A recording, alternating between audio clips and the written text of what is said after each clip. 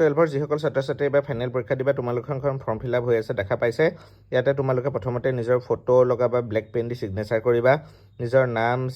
father name mother name গোটেইখিনি fill up কৰিবা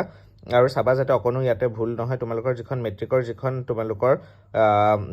admit আছিলে সেইখন চাই পেলাই তোমালোকে হেমতে ফিল আপ কৰিবা তাৰ পিছত তোমালোকৰ জেন্ডাৰ টিক কৰিবা কাষ্ট কি হয় এড্ৰেছ গোটেইখিনি ফিল আপ কৰি ৰেজিষ্ট্ৰেচন নাম্বাৰ 11ত আছে তোমালোকৰ সেইখন fill up কৰিবা এডমিট খনতে ক্লাস 11 ৰ এডমিটতে তোমালোকে ৰেজিষ্ট্ৰেচন নাম্বাৰ পাই যাবা ৰোল আৰু নাম্বাৰ ফিল আপ কৰি তোমালোকে ক্লাস ৰোল নাম্বাৰটো কলেজৰ লিখি দিবা ঠিক আছে তাৰ পিছত তোমালোকে ষ্ট্ৰীমত সায়েন্স আৰ্টছ নে কমাৰ্চত পঢ়ি আছে এটো টিক কৰি এই সাবজেক্ট কিটা দেখিছা ইংলিশ আসামিজ বা তোমালোকৰ কাৰবাৰ এমআইএল থাকিলে বা কাৰবাৰ অলটি থাকিলে অল্টাৰনেটিভ ইংলিশ সো এটোত লিখি বাকি সাবজেক্ট কিটা ভৰাই দিবা ইয়াতে ফোৰ্থ সাবজেক্টৰ তেনেকুৱা কোনো নিয়ম নাথাকে কাৰণ ফোৰ্থ সাবজেক্ট তোমালোকে হায়াৰ সেকেন্ডাৰী যেটো লোয়েষ্ট সাবজেক্ট পাবা লোয়েষ্ট মাৰ্ক পাবা যেটো হেটোৱে ফোৰ্থ হ'ব পিছলৈ এতিয়া তেনেকুৱা কোনো একো চিন্তা কৰিবলে নাথাকে যে মই এটো সাবজেক্টে ফোৰ্থ কৰিম বুলি ঠিক আছে তাৰ পিছত তোমালোকে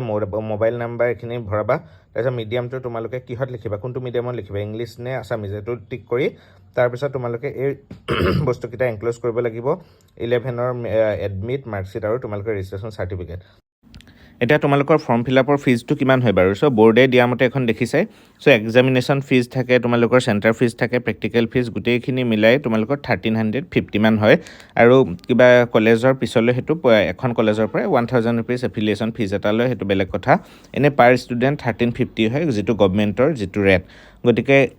ইনষ্টিটিউচন ওয়াইজ যেটো অলপ ভেৰি কৰিব পাৰে কিন্তু খুব বেছিও ধৰা হ'বগে নালাগে সো কোন কলেজত কিমান ফিজ লৈ আছে কেনেকুৱা লৈ আছে মোক কমেন্ট যোগে জনোৱাচোন আৰু কোৰপা ভিডিওটো চাই আছে গম পাম গতিকে আশা কৰিছো সকলোৱে ভালদৰে এতিয়াপা প্ৰিপাৰেচনবোৰ আৰম্ভ কৰা আৰু বাকি মই আপডেটবোৰ তোমালোকক দি থাকিম লগতে মোৰ ভিডিওবোৰ আহি থাকিব থ্যাংক ইউ ভেৰি মাচ